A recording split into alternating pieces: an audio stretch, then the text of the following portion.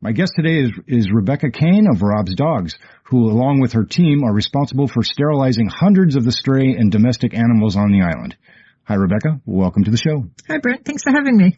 Tell us a little bit about the history and the founding of Rob's Dogs on Koh Samui.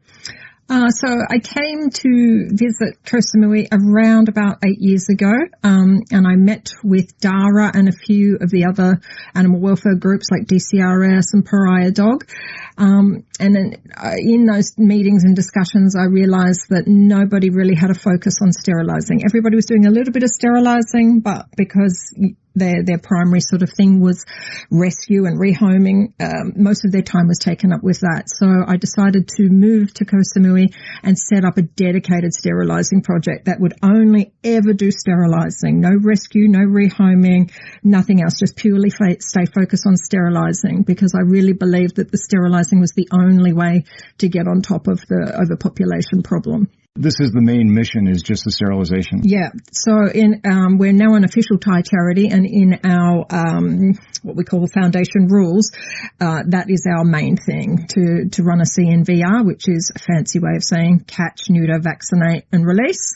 So we grab the dog or cat, we take it to our clinic, we sterilize it, and then we release it back into its home territory. Can you tell us about some of the services and programs of Rob's Dog? Yeah, so we started super small. When I first got here 8 years ago, I had maybe 2,000 baht a month, and I would just pay DCRS or Pariah or somebody to do a sterilizing for me. And we've gradually, slowly built it up. We started to work with some local Thai vets, and we would do a pop-up event once a month where we would do 15 animals each time. And then, we gradually built that up, and then we started working with other vets, and we got to 5 days a week, but 4 animals a day. Now we're doing between 10 and 20 animals a day in our own dedicated clinic. So on average, we're talking hundreds of animals each month. Wow. Yeah. Over between 100 and 200 on an average month. What are some of the challenges that it's very difficult. So, we've been working so long now that we've done all the easy dogs, so the ones that hang out at the 7-Eleven are super friendly and you can just throw them in the back of the car. Now we're getting to the ones that are harder to catch, that are more wild. Like on the weekend, we caught 2 really wild ones, but we've been trying to catch them for months, and we've tried all sorts of things like sedation, and the sedation isn't cheap. And you've got to have somebody who knows what they're doing, and then darting. It's basically shooting. So you've got to have somebody that knows how to shoot, knows how to put the dose in. The dose is very expensive. These sorts of things. It's not as easy as just go around and grab dogs. Like for situations like this, you need to go assess the dog, work out what's your best strategy, try the trap first, try the sleeping gel in the food, until you can catch these dogs. Right. They can be very difficult to catch. And then you get people who, oh yes, I really, please make me a spot and book me in my dog. Yeah, okay. And then they just don't come. Oh, no, I just didn't feel like it today. As if we're just sitting around waiting for them to bring the dogs in. Right. Well, what are some of the success stories? So we've had a lot of success stories. When I first got here, I started working with Sandra, and she had a dog run down in Tallingnam, and there was one dog that was really, really wild. Nobody could touch her. 4 years we were trying to catch this dog. Pariah Dog went down there, couldn't catch her. I went down, couldn't catch her. Sandra hired the government dog catcher. He couldn't catch her. Big dog? Or? Yeah, like just a normal Thai dog. But every litter was like 12 puppies, and she was having 2 litters a year. Huh. Soy Dog went down. They couldn't catch her. Eventually, Rod and Jules came up with this really awesome plan, and they caught her. Somebody got bitten, but, that's okay. Yeah. It was worth it to catch her and get her sterilized. And stories like that. And the one we caught on the weekend, she's the same. Really, really wild. Can't touch her. We've been trying to catch her for at least a year now. Every litter, she has 12 puppies, 10 to 12 puppies. We finally caught her, and she's being sterilized as we speak. How did you come up with the name Rob's Dogs? So the story is, Rob is my husband, who has passed away. He passed away around about 12 years ago. And we used to always come to Thailand about once a year. And when we were here, he would always take care of how there's just dogs everywhere. Yeah. Clean their wounds and put betadine on them and feed them and give them flea and tick. And So when I decided to set up this foundation with the money that he left behind, I thought this is a really good way to honour his memory and the work that he started. Nice. Tell me a little bit about how you work alongside the local community, how you promote responsible ownership, I guess? So we don't do this as much as we would like. We do work with the Tessa Barn, and we help them with rabies vaccine. Every now and then they get a big batch of rabies vaccine. We just did 300 vaccinations on their behalf, starting at our most recent big spay event until last week. And we try to go to some of the schools and the hotels and talk about what to do if you see a dog with puppies, what to do if you see an aggressive dog, if you see a dog with injuries. This is an area that we do want to expand. We want to expand and get into the little schools and teach the kids, because we think it's a generational thing. If we teach the kids about how to look after animals, 5 freedoms, all those sort of key messages, that's, they'll go home and tell their parents, and we'll create a new generation of more responsible humans. Nice. And time for another great song from AC/DC. Here's Dog Eat Dog. Thank you, AC/DC. My guest today is Rebecca Kane of Rob's Dogs on Koh Samui. Communication must be kind of an issue for... It's very difficult. We're very lucky that we do have some really amazing Thai volunteers who spend a lot of time liaising with the Thai community, because we work with everybody. We work, with the DCRS, the pariah dog, Elfie, all the sort of the Westerners on the island, but we also work with all the Thais. And, there's girls in Chaweng doing street feeding. We work with all of them and help them, support them with their sterilization, and we just try and get everybody together, because everybody basically wants the same solution. Mm-hmm. So it's just a matter of working with them. Are there other organizations doing this kind of work? Everybody does something slightly different, which is why it's important for us all to all work together, because, like DCRS do a lot of rescue. They get the really, the dogs that have been hit by cars, and, and they patch them up and rehabilitate them. Pariah are a shelter, so, they take in the vulnerable ones that have got nowhere to go. Elfie's very good at the international exporting of animals. Everybody sort of does a different thing, and if we all can all work together, nobody focuses just on sterilizing like we do. We're the only ones. But that's okay. We do the sterilizing, and then, Elfie or Happy Doggo or somebody like this will, find them a new home, send them overseas, whatever. If we all work together, life's going to be better for the dogs and cats of Samui. Right. How do you deal with, I imagine a big part of it is actually finding homes for some of these dogs. Yeah, that's the challenge. And you think about it, one dog can generate 67,000 new dogs in its lifetime. That's more than, nearly more than the population of Samui in the quiet season. So that's just from one dog, there's just literally not enough homes on Samui, which is why the sterilizing is so important. But, you've got people like Happy Doggo and Pariah and Elfie and Sabrina. They're all working to get dogs off the island and adopted overseas. And, we just do our best. I mean, it's not cheap, but it's also not as cheap as buying a fancy breed dog in your home country. Right. You get this beautiful Thai dog that you've rescued. Well, what would you say to some people who I've seen these exotic dogs that come to the island? Especially if you remember, we did the haircut for this one dog who just had no business being on the island because it's just so hot. Yes, these are the dogs that really upset me, and I got messaged about 2 dogs like this morning that are living at the Watbo Put. They're Western breed dogs with long hair. These are dogs that need grooming, monthly grooming. If you get a dog like this and you can't groom it, you shouldn't get it. They're not capable of life on the streets, and we see it all the time. One of our most popular videos on YouTube is a similar story. Deb from the Meow Motel got us to come and collect this dog that was hanging around at her place. Absolutely mattered. Worse than Bob Marley, the one you and I did together. Absolutely worse. And while she was asleep having the surgery, I'm just shaving her.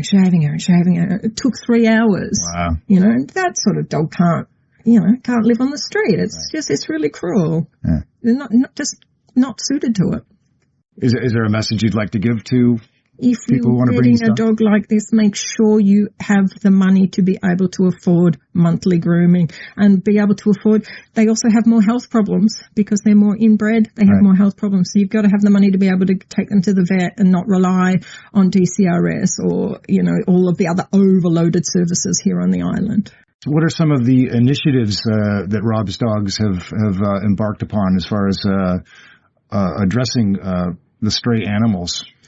Well, we just really, really focus on the sterilizing. So we try and do more and more each month. So, obviously that costs more money and more, you need more staff. So, like I said, we've gone from me working all by myself with 2,000 baht a month to having 4 full-time staff, paid staff, Thai staff, 2 vehicles, well, you want to throw in a few motorbikes there, but 2 proper cars, and a heap of motorbikes and at least 20 volunteers. And, we can spend up to 200,000 Thai baht a month on sterilizing. Speaking of volunteers, how do you go about getting people to volunteer? And a lot of the time people just message me on Facebook.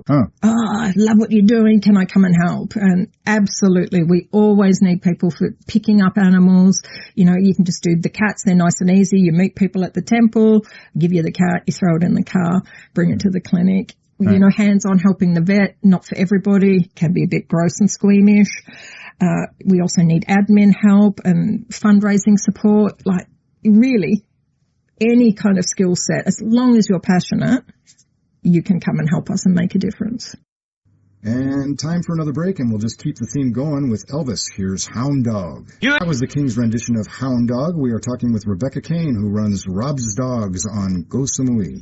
What kinds of things does Rob's Dogs, what do they really need right now? We really need everything all the time, like drugs and, anesthesia, needles and syringes and sutures, and drapes and, all that sort of cleaning alcohol and cleaning equipment and cleaning supplies. Always need dog boxes. Dog boxes just get, and they're so expensive. They're like 5,000 baht for one box. What are the boxes? These are for the transport crates. We had one dog who just destroyed one box, and it was a big, expensive box. I'm like, oh my God, it's 6,000 baht. Goodbye. So always need boxes. And of course money. Well, let's talk about the new facility that you. So we've just moved into our own dedicated clinic, and we had to get in and retrofit it because it was just basically a big empty warehouse. And so as of today is our first full day of operating in that new facility. Today. Wow. Yeah. Good timing. And it meant just decking it out, in the best way possible, using, paint that resists germs, getting the air conditioners that clean the air. As we've got a big parvo outbreak on the island, so, we have an ethical responsibility to keep our facility clean and parvo free, so we're not transmitting it to everybody. So these are things that are really important. Stainless steel tables for the operating staff, making sure that we're not tracking in any pathogens at any time, because there's nothing worse than having an outbreak on a day of sterilizing. We had that happen once and 15 dogs were sick, and it was devastating. Just one pathogen just got in. So we have to be really, really, really careful about that. So speaking of some of the disease issues, what can you suggest to dog owners, cat owners, and also it's cats and dogs? Yes, yeah. At the moment, so last year we had a really, really bad outbreak of one of the cat viruses, and it was one of the viruses that is not really covered by the normal cat vaccine, but everyone was vaccinating their cats, and the price of cat vaccine just went crazy. So my advice is vaccinate beforehand. Don't wait for there to, at the moment now, there's a parvo outbreak with the dogs, so everybody's racing to vaccinate their dogs. So we're going to see the same thing with the price of the vaccine go up. So don't wait for there to be a crisis. Vaccinate beforehand. Where do people go for vaccination? You can kind of go anywhere. If we've got vaccine, we will do it. Like I said, we work with the Tessabun, but we only sort of focus on rabies because we're committed to a rabies-free Samui. As are they. That's why we work together with the rabies. But your traditional vaccine, you just go to your local vet. What kind of support can people give to Rob's Dogs? I know you have a website. Tell us a little bit of what others can do. Look, you can do anything. This is the thing I keep telling people. People often think that, I've got this kind of boring job and I've got no skills that can help you. That is crazy. I came from an advertising background, as I told you before the show. I did audience research, but it translates in that now I know how to stick to a budget. I know how to plan within that budget. I know how to organize and these are skills that I use at Rob's Dogs. One of our girls on the board, Heather, she is a database builder. She's built us this beautiful database for all the microchips of all the animals that we've done. We've got photos and locations and she thought, I've got nothing to offer Rob's Dogs. But she built us this big, beautiful database. I'm telling you, any skills can be utilized and can be, just adjusted to help us. Right. And we need help with everything. We need help with admin. We need help with hands-on. And if you're not scared and you want to learn, it's a really good place to come and learn and feel good. Not for the squeamish as far as... Well, not the hands-on stuff. No, it could be, blood and guts. I mean, just that stuff. It's But the hands-off stuff, the admin stuff, can be done anywhere in the world. You can help us with social media from the UK or Australia. There's no, you don't have to be in Thailand. Right. You can help us from anywhere in the world. And another song following our subject today, here's Canned Heat with Doghouse Blues. That was Doghouse Blues from Canned Heat. I'm talking with Rebecca Kane, who runs Rob's Dogs organization on Koh Samui. Anything else you want to add to bring awareness to Rob's Dogs and No, look, we know that sterilizing isn't glamorous. There's no dramatic before and after pictures like, oh, look at this dog and she's so messed up. And then, a month later, here she is looking fabulous. There's none of that. And it's not sexy, it's not glamorous, but it's really, really important. At the end of the day, if we can control the population, then that means dogs are not getting hit by cars. They're not getting eaten by snakes. They're not getting bitten by scorpions. And then so they don't need all this rescue and all this money spent on rescue and all this money spent on street feeding. Like if we just kept feeding all the dogs, we could never keep up. Right. We got to feed them and sterilize them. It's the only way, or else we're just going to have so many dogs suffering. And, the statistics are really awful about, dogs born on the street and their survival rates. It's just depressing. Right. And people go, oh, can't you just leave them be? It's unnatural. Those people obviously have not ever seen a dog living on the streets or a dog living in a shelter. Can you see any difference when you go on the... I think so. I mean, up until recently, it's all been kind of anecdotal in that I know we've sterilized this many. But yeah, for sure, like some of our success stories are like the Muslim village down in Huathanon. Watanon. Down there, we got called, there's all these cats down there and they're all unsterilized. So we went down, we didn't survey. We estimated there was about 100 to 200 cats. And so we fundraised like crazy. We worked with our local vets. We organized a few big spay events and we got all the cats done. All the cats are done there now. There is no more unsterilized cats in that area. And we know now from that area, we get no more requests for help, So we know, Wow. We know when we focus on one area, we really get on top of it. So we're just trying to do that. So we've been doing this area up north with one of our volunteers, Corey, who's really super passionate. And she's just been working, we meet at this 7-Eleven, and just go along every soy in this area. And we've nearly finished this area now. I said, then we can move on to the next area. We know it works and we know it's successful. And we know from when Soy Dog came, they did 5,000 dogs and we noticed less puppies, less posts on Facebook about puppies needing homes, less posts on Facebook about dogs being injured or poisoned or abused or, whatever. So we know it works. We'll take another break. Appropriately, here's Pink Floyd's Dogs. Excellent song. That was Dogs from the great Pink Floyd. Today we are talking to Rebecca Kane of Rob's Dogs. Did you want to touch on the poisoning issue? It's at the moment it's really bad. There's every now and then we seem to go through a phase where... Well, what's happening? What's happening now is, and this is really shifty, because we've had the parvo outbreak, poisoning symptoms are very similar to parvo symptoms.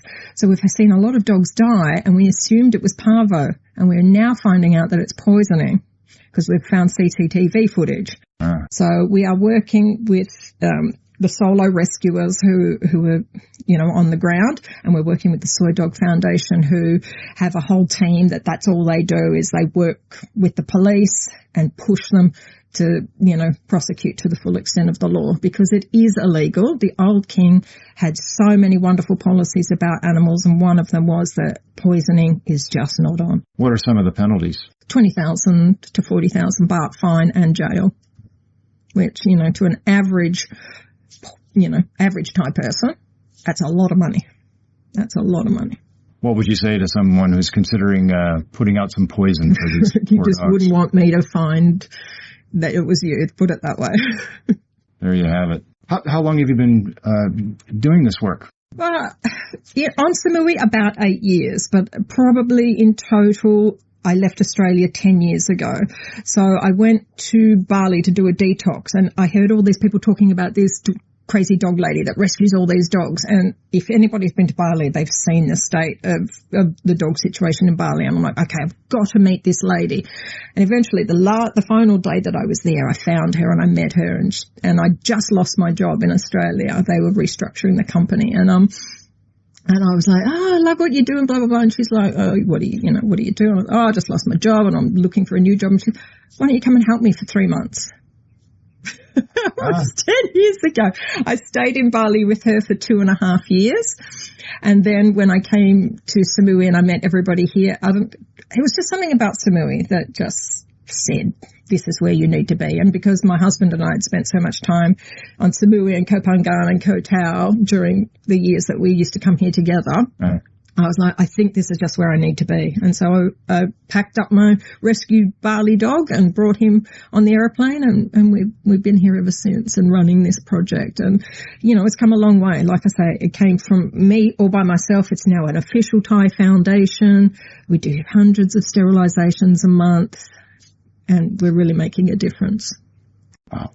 Thanks for talking to us today. Thank you very much for having us. We're really, really grateful to get the word out. If you want to learn more about the incredible work of Rob's Dogs or support their efforts, visit their website at robsdogs.net.au. Special thanks to Andy for the use of his studio at the Dreamscape Collective on Koh Samui.